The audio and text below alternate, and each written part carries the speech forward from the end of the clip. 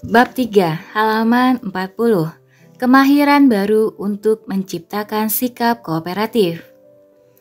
Semakin cepat Anda menguasai teknik mengasuh anak secara positif, semakin mudahlah bagi Anda melepaskan cara mengasuh yang didasari rasa takut. Sediakan waktu 1 minggu untuk menerapkan gagasan-gagasan yang telah dijelaskan dalam bab ini, dan Anda tak akan kembali ke cara lama. Ingat, agar mengasuh anak secara positif itu dapat efektif, Anda tidak dapat kembali ke cara lama dengan menghukum dan mengancam. Anda akan kagum ketika menyadari betapa anak-anak secara ajaib mulai tanggap. Ini terjadi pada anak berumur berapapun. Bahkan anak-anak yang sudah menginjak remaja akan tanggap. Bagi anak-anak dan remaja yang biasa dikendalikan dengan rasa takut, waktunya akan lebih lama. Tetapi cara ini akan efektif.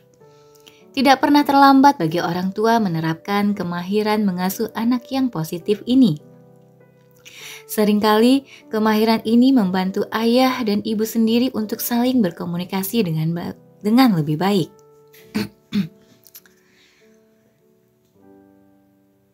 Lanjut, mintalah tetapi jangan memerintah atau menuntut. Menciptakan sikap kooperatif adalah menanamkan dalam diri anak kita suatu kemauan untuk mendengarkan dan tanggap terhadap permintaan kita. Langkah pertama adalah mengetahui bagaimana kita mengarahkan anak-anak kita secara paling efektif. Memerintah terus-menerus tidak akan mempan. Pikirkanlah pengalaman Anda sendiri di tempat kerja. Apakah Anda mau seseorang terus-menerus mengatakan apa yang harus Anda lakukan? Hari seorang anak terisi oleh ratusan perintah. Tidaklah mengherankan kalau ibu-ibu mengeluh bahwa anak-anak tidak mau mendengarkan. Apakah Anda sendiri tidak akan menutup telinga kalau seseorang terus memerintah Anda sepanjang waktu?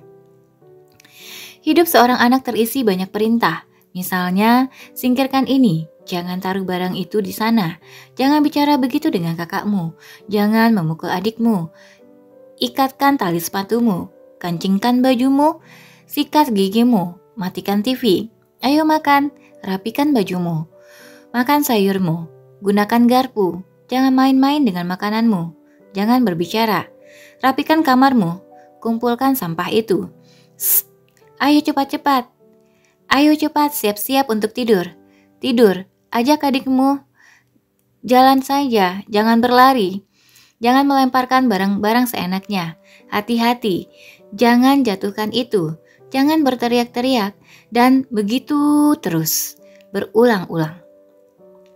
Sebagaimana orang tua merasa frustrasi karena harus terus-menerus memerintah, si anak makin enggan mendengarkan apa yang dikatakan orang tua. Perintah yang diulang-ulang memperlemah jalur komunikasi.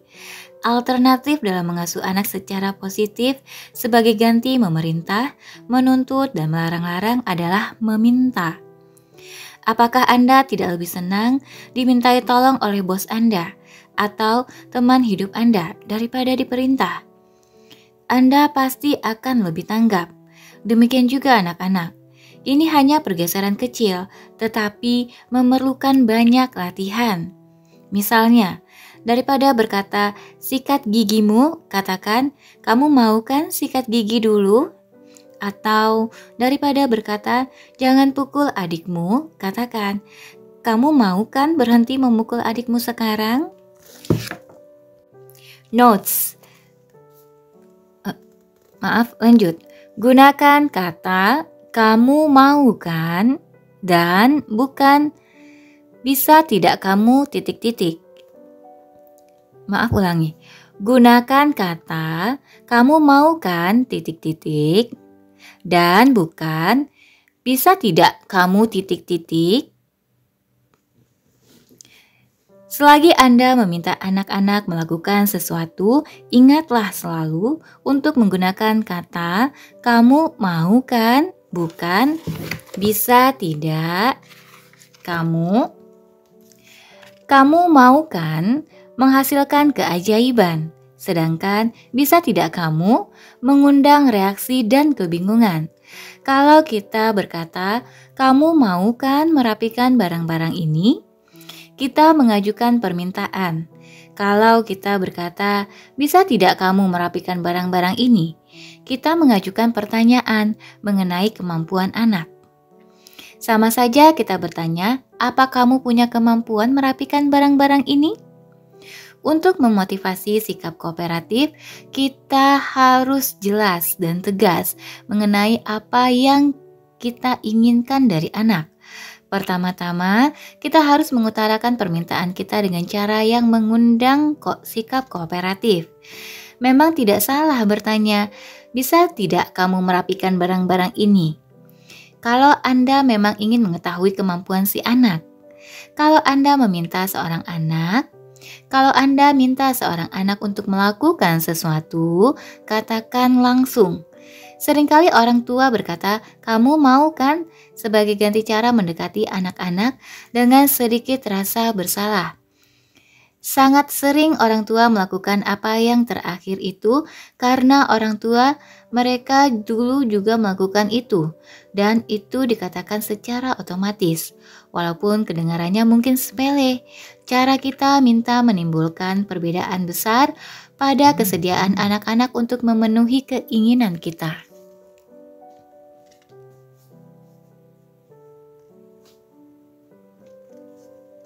Notes, bisa tidak kamu merapikan barang-barang ini? Bukanlah permintaan.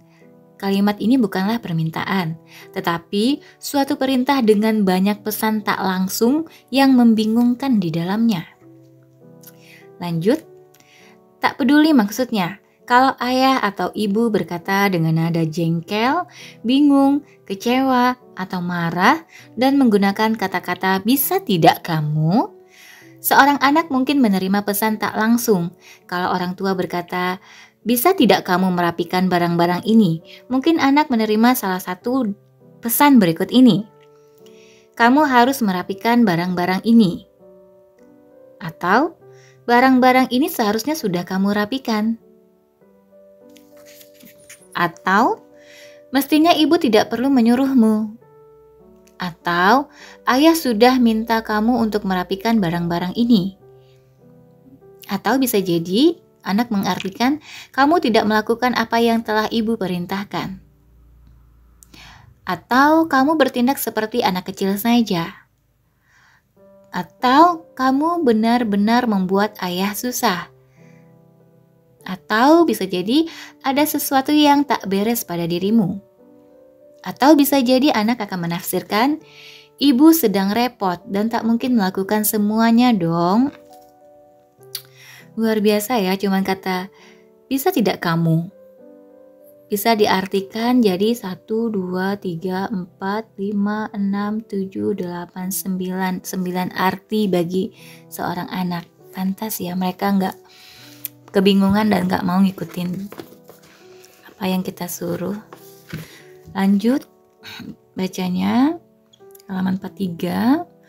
Walaupun mungkin tak satu pun pesan di atas dimaksudkan oleh orang tua, itulah yang ditangkap oleh anak. Semua perintah tak langsung dan rasa bersalah ini menghambat hasil yang mungkin didapat dari teknik mengasuh secara positif. Setelah Anda mempraktekkan teknik-teknik ini, Anda akan menyadari bahwa perintah langsung yang tak menimbulkan rasa takut dan rasa bersalah ini jauh lebih efektif. Untuk mengetahui ini lebih jelas, marilah kita bayangkan bahwa kita dapat memetakan kegiatan-kegiatan dalam otak anak. Kalau kita mengajukan pertanyaan, bisa tidak kamu? Mungkin ada suatu kegiatan di dalam otak kiri anak yang bertanya-tanya, apa yang sebenarnya kita maksudkan? Kalau kita menggunakan kata, kamu mau kan? Akan ada kegiatan di otak kanan dan pusat motivasi akan diaktifkan. Oke.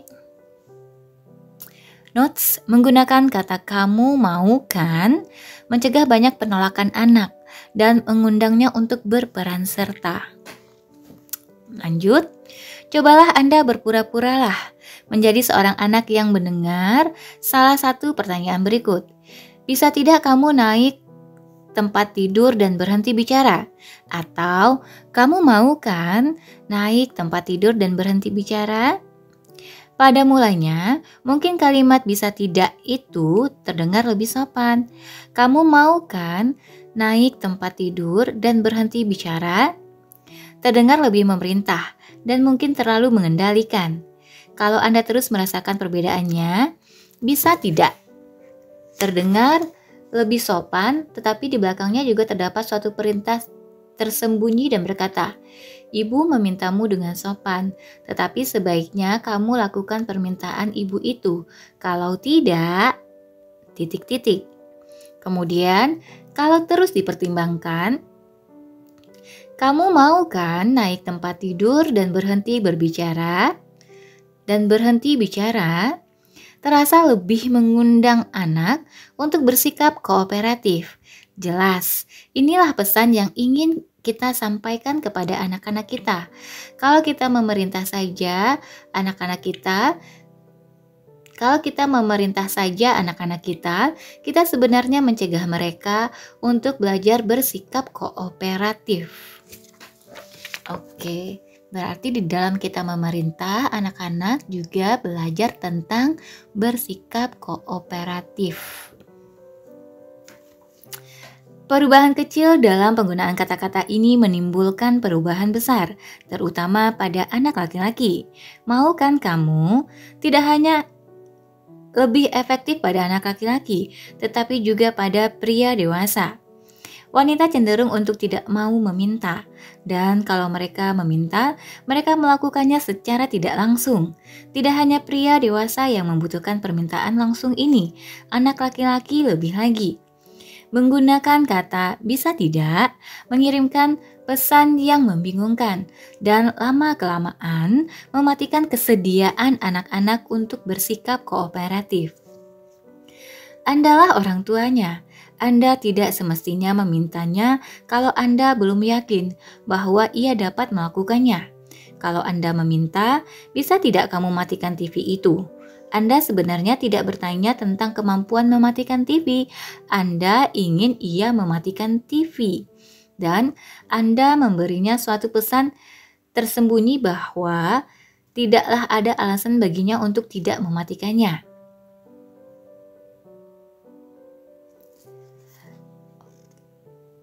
Oke, kayaknya ini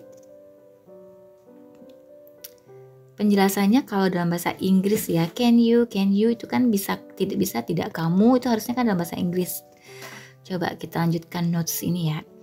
Walaupun menggunakan kata bisa tidak kamu mungkin terdengar lebih sopan untuk menciptakan sikap kooperatif, tetapi itu tidak efektif. Kalau dalam bahasa Inggris kan can you help, can you open the door, can you bring that pen. Itu dalam bahasa Inggris ya, kayaknya ini. Berulang-ulang menggunakan kata bisa tidak kamu mengirimkan pesan membingungkan dan lama-kelamaan mematikan kesediaan alami anak untuk bersikap kooperatif. Kalau di Indonesia bisa tidak kamu itu digunakan kalau udah tidak suka ya kayaknya. Bisa tidak kamu begini-begini, bisa tidak kamu gini-gini. Oke, kayaknya ini konteksnya dalam bahasa Inggris, tapi kita lanjut baca aja ya. Saya mulai menggunakan teknik ini ketika Lauren masih bayi. Mula-mula karena saya ingin menyiapkan ketiga anak perempuan saya berada dalam hubungan yang baik dalam hidup mereka kelak. Sebelum dilanjutkan, tadi komentarnya kita keep ya. Walaupun dalam bahasa Inggris kita tetap bisa ambil manfaat positifnya. Lanjut, seperti saya menyatakan dalam buku saya Men Are From Mars, Women Are From Venus, salah satu kemahiran terpenting yang harus dipelajari seorang wanita dalam hubungannya dengan pria adalah bagaimana meminta dukungan pria dengan cara yang memotivasi seorang pria, bukannya menjauhkannya. Wanita tidak diajari meminta apa yang diinginkannya semasa kanak-kanak. Saya tahu bahwa cara terbaik mengajari anak-anak saya adalah memberikan contoh perilaku. Maka, untuk mengajar mereka, saya mulai meminta mereka melakukan apa yang saya inginkan dengan kata-kata. Kamu mau kan? Aku sangat senang karena mereka mengambil pelajaran itu dengan mudah. Orang tua lain merasa heran ketika di taman kanak-kanak, Lauren berkata, "Ayah mau kan menolongku?" Atau "Ayah mau kan tidak bicara begitu padaku?" Atau "Hari ini aku capek sekali, ayah mau kan membaca cerita untukku?"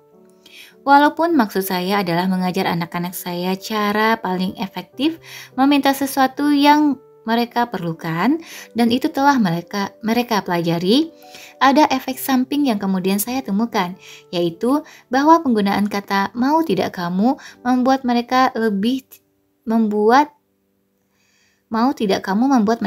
kooperatif. Nah, kalau orang tua mulai menciptakan sikap kooperatif dengan menggunakan kata-kata mau tidak dengan jelas dan langsung, mereka juga menyiapkan anak-anak untuk menguasai cara meminta apa yang mereka inginkan dan mendapatkannya. Kok aneh ya maksud kalimatnya? Walaupun maksud saya adalah mengajar anak-anak saya cara paling efektif meminta sesuatu yang mereka perlukan dan itu telah mereka pelajari. Ada efek samping yang kemudian saya temukan, yaitu bahwa penggunaan kata mau tidak kamu membuat mereka lebih kooperatif. Nah, kalau orang tua mulai menciptakan sikap kooperatif dengan menggunakan kata-kata mau tidak dengan jelas dan langsung, mereka juga menyiapkan anak-anak untuk menguasai cara meminta apa yang mereka inginkan dan mendapatkannya. Kayaknya ini maksudnya poinnya adalah kata kamu mau kan, bukan kata mau tidak kamu. Ya. Menurutku gitu sih. Gak apa-apa, kita lanjutkan bacanya. Next, poin berikutnya. Jangan gunakan pertanyaan-pertanyaan retorik. Ada yang lebih buruk daripada menggunakan kata-kata bisa tidak kamu, yakni menggunakan pertanyaan retorik. Pertanyaan retorik bagus kalau kita sedang mencoba menarik perhatian dalam suatu pidato yang bermaksud membujuk pendengar, tetapi hasilnya adalah sebaliknya. Kalau kita mau menarik sikap kooperatif anak. Di balik setiap pertanyaan retorik selalu ada pesan tersirat. Dalam mengasuh anak, pesan tersirat itu biasanya pesan negatif, rasa bersalah. Nah, ini benar nih. Pesan itu mengatakan bahwa orang tua yang penuh kasih tidak akan ingin berkata langsung, tetapi lewat pertanyaan retorik. Banyak ibu bahkan tidak menyadari bahwa mereka memberikan pesan negatif, tetapi dengan sedikit meneliti batin mereka, mudahlah ibu-ibu itu mengetahuinya. Wanita terutama akan menggunakan pertanyaan retorik untuk memotivasi anak untuk menurut. Bila seorang ibu menghendaki anaknya membersihkan kamar, ia tidak berkata, "Mau tidak kamu membersihkan kamarmu?" Tetapi ia akan menggugah sedikit rasa malu dan rasa bersalah dengan lebih dahulu bertanya, "Mengapa kamar ini masih berantakan?" Marilah kita perhatikan beberapa contoh berikut. Contoh pertanyaan retorik, mengapa kamar ini masih berantakan? Pesan tersirat, kamu mestinya sudah merapikannya. Kamu jahat, kamu pemalas, kamu tidak mendengarkan kata-kata ibu seperti biasanya. Pertanyaan retorik, kapan kamu akan tumbuh dewasa? Pesan tersirat, kamu berperilaku seperti anak kecil. Ibu malu karena kelakuanmu. Kamu bayi besar. Kamu seharusnya berkelakuan lain. Pertanyaan retorik lainnya. Mengapa kamu memukuli adikmu? Pesan tersirat.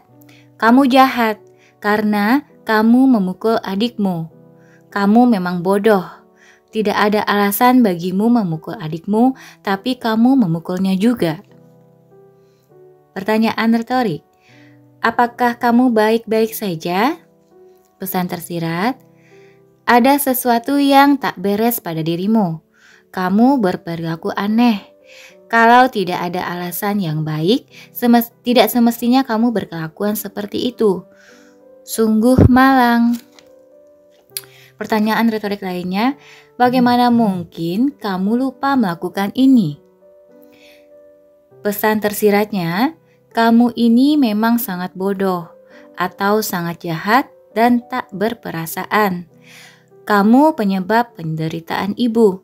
Ibu tak mungkin percaya kepadamu. Pertanyaan retorik lainnya, mengapa kalian masih berbicara di dalam sini? Pesan tersiratnya, seharusnya kalian tidur. Kalian memang anak jahat. Ibu sudah bilang kepada kalian berulang-ulang dan kalian masih tidak mau mendengar juga. Lanjut.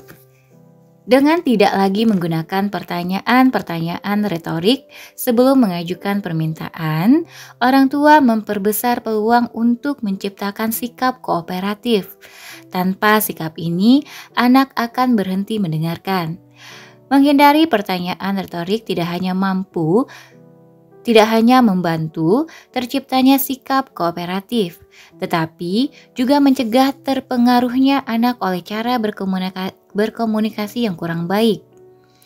Pertanyaan retorik tidak hanya tidak efektif bagi anak, tetapi juga membuat orang tua tidak dapat menghilangkan pesan-pesan negatif yang mereka kirimkan.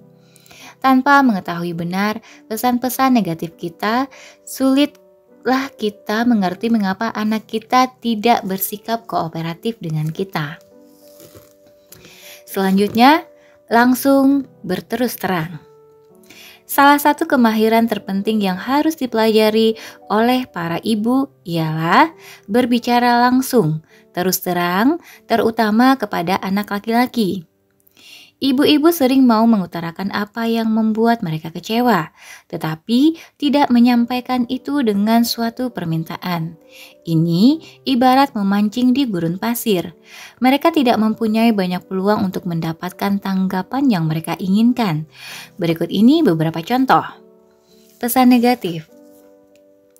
Anak-anak kalian terlalu ribut. Pesan tersembunyi, diam. Pesan negatif, kamarmu berantakan lagi. Pesan tersembunyi, rapikan kamarmu. Pesan negatif, aku tidak suka caramu memperlakukan adikmu. Pesan tersembunyi, bersikaplah baik, jangan perlakukan adikmu begitu. Pesan negatif, seharusnya kamu tidak memukul adikmu. Pesan tersembunyi, jangan pukul adikmu. Pesan negatifnya, kamu menyela kata-kata lagi. Pesan tersembunyi, jangan menyela. Pesan negatif, kamu boleh berbicara begitu kepada ibu. Kamu tak boleh berbicara begitu kepada ibu. Pesan tersembunyi, jangan menyela. Pesan negatif, sepatumu belum diikat. Pesan tersembunyi, ikat tali sepatumu. Pesan negatif, kemarin kamu juga terlambat.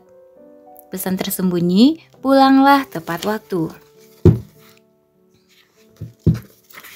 Pada setiap contoh di atas, orang tua mencoba mengajak anak melakukan sesuatu dengan memusatkan perhatian pada masalahnya, tetapi tidak meminta anak untuk melakukan sesuatu.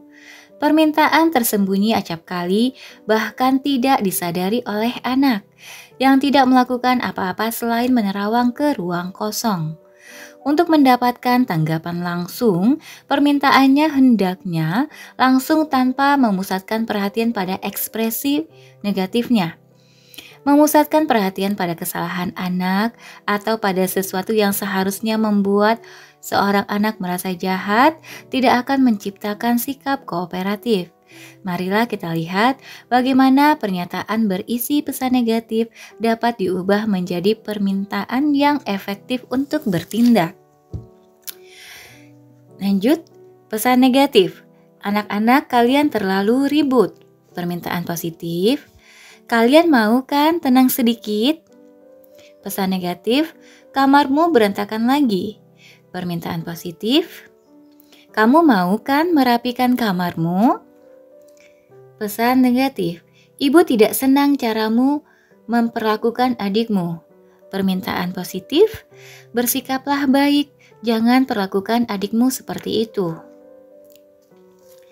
Pesan negatif, kamu tidak boleh memukul adikmu. Permintaan positif, jangan pukul adikmu. Pesan negatif, kamu menyela kata-kata ibu lagi. Permintaan positif, kamu mau kan diam sebentar? Pesan negatif, kamu tidak boleh bicara seperti itu kepada ibu. Permintaan positif, jangan bicara seperti itu pada ibu. Pesan negatif, tali sepatumu belum diikatkan. Permintaan positif, mau kan kamu mengikat tali sepatumu? Pesan negatif, kemarin kamu sudah pulang terlambat. Permintaan positif, pulanglah tepat waktu. Next. Jangan menjelaskan. Di samping selalu meminta dan bukannya memerintah atau menuntut untuk memotivasi anak untuk bertindak, jangan memberi mereka suatu penjelasan. Banyak ahli yang tentu saja berkemauan baik menyarankan orang tua untuk memberikan alasan yang baik dalam menyuruh anak melakukan sesuatu. Cara ini tidak efektif. Sebagai orang tua, kalau Anda menjelaskan posisi Anda untuk membenarkan permintaan Anda melepaskan kekuasaan Anda. Anda membuat anak bingung. Anda termasuk begitu banyak orang tua yang mencoba meyakinkan anak-anak untuk mengikuti perintah orang tua dengan memberi penjelasan. Bukannya mengingatkan anak-anak bahwa boleh saja mereka menentang, tetapi ayah dan ibu adalah bos dalam keluarga. Anda tidak perlu berkata sudah waktunya tidur. Besok banyak yang harus kalian kerjakan. Kalian mau kan sikat gigi? Katakan saja. Kalian mau kan sikat gigi? Buanglah penjelasan itu. Kalau anak menentang orang tua, biasanya yang ditentang adalah alasannya. Kalau Anda mengatakan langsung apa yang Anda maksudkan, alasan anak untuk menentang berkurang. Kebanyakan pria mengalami ini ketika menjawab pertanyaan seorang wanita. Seringkali wanita memberikan penjelasan gamblang mengapa sang pria harus melakukan sesuatu, sementara pria itu menghendaki permintaan singkat jelas. Makin panjang si wanita berbicara tentang alasan mengapa sesuatu harus dilakukan, semakin besar kecenderungan si pria untuk merasa ingin menentang. Demikian juga, makin singkat orang tua mengutarakan permintaannya, makin bersedia anak melakukannya. Kalau Anda ingin agar seorang anak kecil mengerti mengapa tidur itu baik, katakan itu nanti setelah Anda merasa senang karena si anak mau memenuhi permintaan Anda. Sesudah anak itu berada di tempat tidurnya, katakan, misalnya, ibu senang sekali, kamu sudah sikat gigi dengan baik. Sekarang, kamu bisa tidur lama sekali dan besok pagi bangun dengan segar. Bila anak-anak telah melakukan sesuatu dengan baik, mereka jauh lebih mudah menerima kalau diajak bicara. Kebanyakan orang tua berbicara untuk memotivasi anak berkelakuan baik, setelah anak itu bersikap menentang atau melakukan sesuatu yang tidak baik. Memilih waktu seperti ini bahkan memperkuat rasa tidak pantas dan rasa bersalah dan lama-kelamaan memutuskan hubungan anak-anak dari kesediaan alami mereka untuk bersikap kooperatif. Memilih waktu seperti di atas itu mungkin tampak efektif sewaktu anak masih sangat kecil, tetapi pada usia remaja, sejauh anak mengikuti kemauan orang tua, anak itu butuh memberontak. Untuk membangkitkan sikap kooperatif, tidak memberikan alasan dan penjelasan bagi suatu permintaan akan membawa hasil yang diharapkan. Berikut ini beberapa contoh kesalahan yang biasa dilakukan orang tua dan cara bertanya sebagai alternatif. Penjelasan. Kamu terlalu banyak nonton TV hari ini. Waktunya mematikan televisi. Ibu ingin kamu gunakan waktunya untuk hal lain. Permintaan alternatif. Kamu mau kan mematikan TV dan mengisi waktumu dengan kegiatan lain? Penjelasan, setiap kali kita siap untuk berangkat ke sekolah, kamu lupa di mana sepatumu berada. Ibu ingin kamu selalu meletakkan sepatumu di satu tempat sehingga kamu dapat mengingatnya. Permintaan alternatif, kamu mau kan meletakkan sepatumu di satu tempat agar kamu selalu dapat mengingatnya? Ibu sudah seminggu ini memunguti barang-barangmu. Ibu ingin kamu ambil barang ini sekarang juga. Permintaan alternatif, mau tidak kamu memunguti barang ini sekarang? Kayaknya lebih tepat, mau kan kamu memunguti barang ini sekarang? Ibu benar-benar lelah hari ini. Ibu tidak bisa mencuci piring. Ibu ingin kamu cuci piringmu sendiri malam ini. Permintaan alternatifnya, kamu mau kan mencuci piringmu malam ini? Ibu akan sangat senang. Halaman 50. Jangan memberi kuliah. Ada yang lebih jelek daripada penjelasan sebelum mengajukan suatu permintaan, yakni kuliah panjang tentang apa yang benar dan apa yang salah, apa yang baik dan apa yang buruk. Kalau orang tua berkata, tidak baik memukul adikmu, memukul itu tidak boleh, kamu mau kan berhenti memukul dia sekarang? Kata-kata itu akan menghasilkan tanggapan yang sebaliknya. Selain terdengar dibuat-buat dan tidak wajar, kuliah itu tidaklah efektif. Tentu saja, kita boleh menerapkan aturan dan kebijaksanaan, tetapi tidak untuk memotivasi anak kecil. Kalau kuliah tentang baik dan buruk diberikan untuk memotivasi kelakuan, anak-anak akan melepaskan kesediaan bersikap kooperatif dan sebagai gantinya akan mencoba memilah-milah mana yang benar, mana yang salah, mana yang baik, mana yang buruk. Anak di bawah umur 9 tahun belum siap untuk hal-hal seberat itu, dan di atas usia 9 mereka akan menutup telinga saja. Satu-satunya saat untuk memberi kuliah kepada seorang anak dan remaja berapapun umurnya adalah bila mereka meminta. Banyak orang tua mengeluh bahwa anak-anak mereka tidak mau berbicara dengan mereka. Hal itu terjadi terutama karena orang tua memberikan terlalu banyak nasihat dan terlalu banyak kuliah. Anak-anak terutama tidak akan mendengarkan kalau orang tua menggunakan kuliah untuk memotivasi mereka melakukan sesuatu atau untuk mengatakan bahwa mereka salah. Pada kedua saat itu, kuliah tidak hanya tidak didengarkan, tetapi akan menghasilkan reaksi sebaliknya. Contohnya adalah seperti berikut. Adikmu tidak bermaksud menyakitimu. Ia sedang bermain dan secara kebetulan menabrakmu. Cara terbaik adalah menggunakan kata-kata bukan memukul. Memukul justru membuat keadaan menjadi lebih buruk.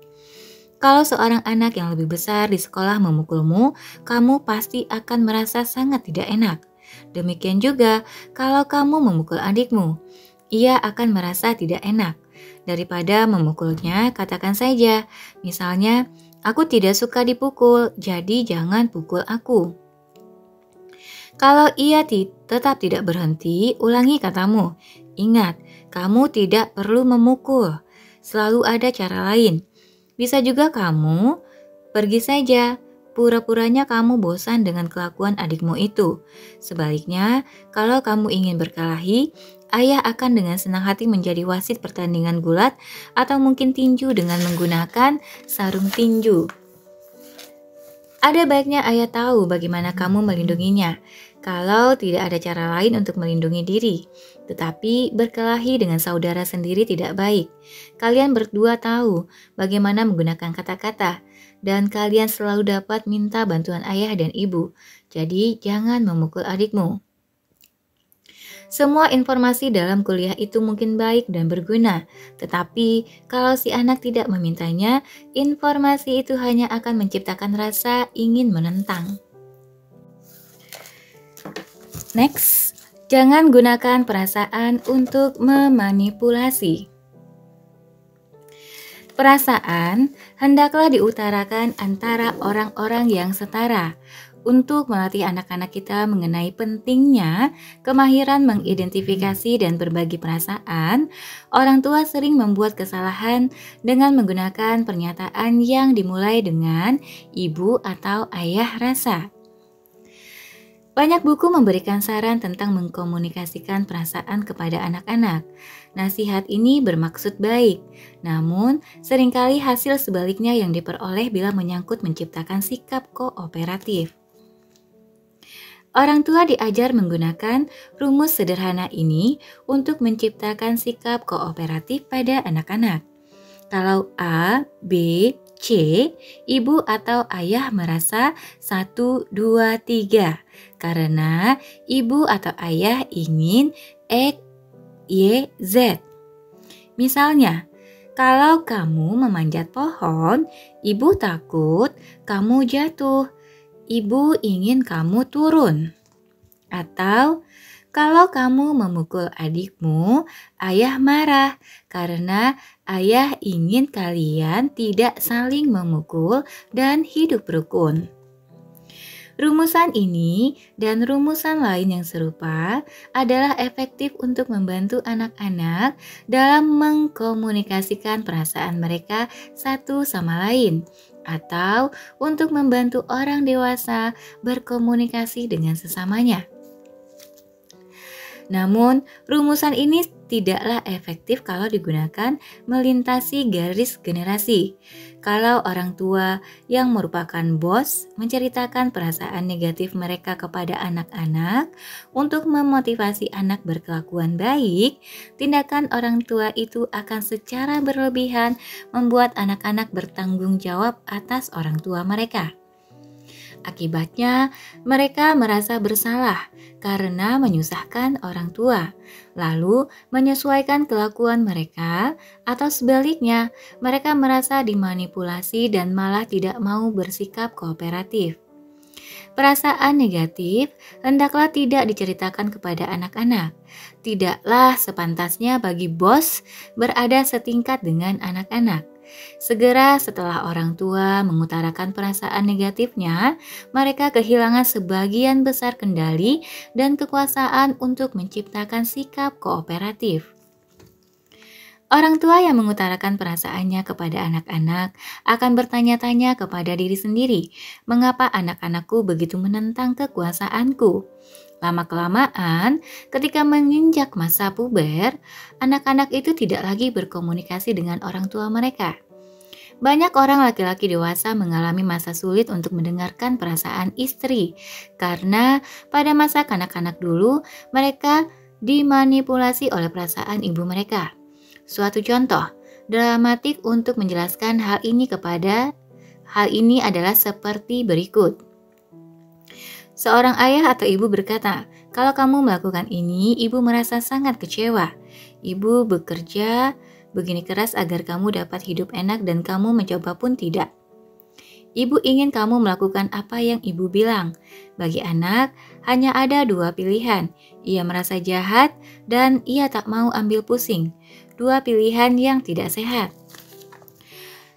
Kalau orang tua bersedih dan perlu bicara tentang perasaannya, mereka hendaknya mencari orang sebaya untuk mendapatkan hiburan dan dukungan. Tidaklah semestinya mereka datang kepada anak-anak untuk mencari dukungan emosional. Tentu saja, baik sekali kalau orang tua berbagi perasaan positif dengan anak-anak, tetapi perasaan negatif akan mereka tolak karena dianggap suatu bentuk manipulasi. Beberapa orang tua berpendapat kalau mereka berkata kepada anak-anak, "Ayah marah sekali." Intimidasi itu akan memotivasi mereka. Memang kata-kata itu akan mematahkan kemauan si anak, tetapi itu terjadi karena rasa takut, dan lama-kelamaan akan hilanglah kesedihan alami anak untuk bersikap kooperatif. Memang kata-kata itu akan mematahkan kemauan si anak, tetapi itu terjadi karena rasa takut, dan lama-kelamaan akan hilanglah kesediaan alami anak untuk bersikap kooperatif seperti yang diinginkan orang tua. Menggunakan rasa takut untuk memanipulasi akan membuat beberapa anak patuh, tapi tidak karena bersikap kooperatif. Banyak anak, terutama anak laki-laki, akan mentah-mentah menolak. Mereka akan berhenti mendengarkan dan bahkan tidak mau beradu pandang dengan orang tua. Banyak orang tua menggunakan pernyataan ibu atau ayah merasa sebagai suatu cara mendidik anak untuk lebih menyadari aneka perasaan. Ini akan lebih mudah tercapai pada waktu orang tua tidak sedang ingin memotivasi anak untuk melakukan sesuatu. Paling baik, hal itu dilakukan bila si anak menanyakan perasaan orang tua atau ketika orang tua dan anak sedang sama-sama merasakan sesuatu. Kata ajaib untuk menciptakan sikap kooperatif. Selain harus ringkas, positif, langsung, dan menggunakan kata "kamu mau kan" dalam mengajukan permintaan kepada anak, ada hal lain yang harus diingat. Ini sangat penting. Gunakan kata yang paling kuat untuk menciptakan sikap kooperatif, yakni "ayo kita" atau "mari kita". Pada umumnya, sampai umur 9 tahun, anak-anak belum membentuk suatu kesadaran diri. Memerintah anak-anak melakukan ini itu akan memperkuat pemisahan antara orang tua dan anak, bukannya mempererat hubungan alami yang dimiliki anak dengan orang tuanya. Sedapat mungkin, ajaklah anak berperan serta dalam aneka kegiatan dengan orang tua. Bahkan, selagi kita harus minta anak melakukan sesuatu, misalnya, "Kamu mau kan merapikan kamarmu?" Kita dapat menyampaikan ajakan sebelum atau sesudah permintaan itu. Misalnya, "Ayo kita siap-siap berangkat ke pesta." Dengan menggabungkan permintaan dengan ajakan ikut dalam kegiatan kita, sikap kooperatif anak akan bertambah. Tinjauan singkat dan latihan. Sejauh ini, kita telah membicarakan teknik-teknik dasar untuk menciptakan sikap kooperatif. Mintalah, jangan memerintah. Buatlah anak merasa bahwa mereka sedang bersikap kooperatif dan bukannya terpaksa patuh. Izinkan mereka menentang, kalau dan bila mereka mau menentang. Kalau mereka tidak diberi hak untuk menentang, bertanya, atau tawar-menawar, maka permintaan Anda sebenarnya adalah perintah atau tuntutan. Gunakan kata "kamu mau kan" dengan tambahan "tolong ya". Jangan gunakan pertanyaan retorik, penjelasan, kuliah, dan pernyataan dengan ibu atau ayah rasa. Selalulah meminta langsung, dan kalau mungkin positif. Bila mungkin, tambahkan ajakan dengan kata "ayo kita" atau "mari kita". Menciptakan sikap kooperatif sebenarnya tidak begitu sulit, tetapi membutuhkan banyak latihan. Tugas itu akan menjadi lebih mudah kalau kita selalu membuat permintaan singkat, bukan memerintah. Latihan di bawah ini dapat digunakan. Memerintah, singkirkan itu. Meminta, ayo kita rapikan kamar ini. Kamu mau kan menyingkirkan itu? Jangan taruh di sana. Meminta, Ayo kita singkirkan barang-barang ini. Kamu mau kan menyingkirkan itu? Jangan berbicara begitu dengan adikmu. Ayo kita ingat untuk saling menghormati. Coba gunakan kata-kata yang enak kalau kamu berbicara dengan adikmu. Jangan memukul adikmu. Tolong, mulai sekarang jangan lagi memukul adikmu. Ayo kita berusaha hidup rukun. Ikat tali sepatumu. Ayo kita siap-siap. Tolong ikatkan tali sepatumu. Kancingkan bajumu. Ayo kita tampil Ayo kita tampil serapi mungkin. Kamu mau kan mengancingkan bajumu? Matikan TV. Ayo kita kurangi menonton TV. Kalau acara ini selesai 10 menit lagi, tolong matikan TV-nya. Makan. Ayo kita makan malam. Jangan berbicara. Mari kita tenang sebentar dan mendengarkan kata ibu. Tolong jangan bicara. Makan sayurnya. Ayo kita ingat sayuran itu penting. Tolong habiskan sayurnya. Gunakan sendok, jangan bermain-main dengan makan. Ayo kita ingat sopan santun di meja makan. Tolong gunakan sendok, jangan makan dengan tangan. Apa yang harus dilakukan kalau anak menentang kita? Bila Anda mulai menggunakan cara pendekatan baru ini, anak-anak akan mendapatkan kekuasaan yang sangat besar. Mungkin mereka menertawakan Anda dan berkata tidak. Jangan khawatir, ini memang diperkirakan akan terjadi. Mereka akan dengan senang hati menuruti kemauan Anda atau mereka akan dengan senang hati menentang. Terus terang saja, apakah Anda selalu melakukan apa yang diminta orang kepada Anda? Saya harap tidak. Menggunakan ajakan dengan kata ayo kita biasanya diterima dengan baik sampai anak mencapai umur 9 tahun. Sejak umur itu akan sia-sialah kita mengajak. Mari kita bersihkan kamar ini, kecuali kalau kita sendiri turun tangan dengan mengerjakan sesuatu.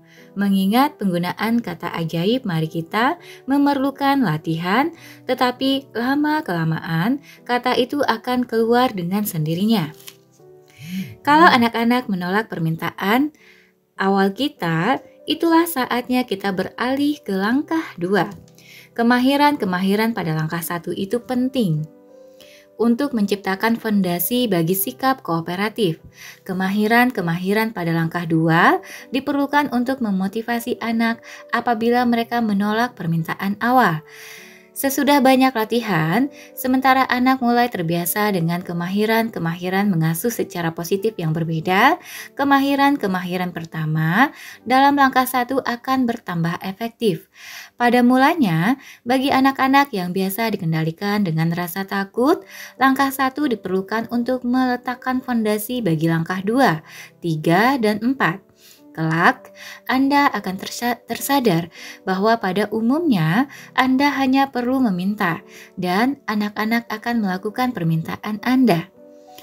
Dalam bab berikut, kita akan membicarakan langkah 2 dan mempelajari kemahiran baru untuk mencegah penolakan sampai seminimal mungkin dengan cara memahami anak-anak kita.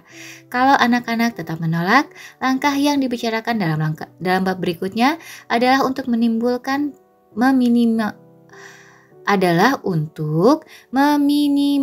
penolakan mereka.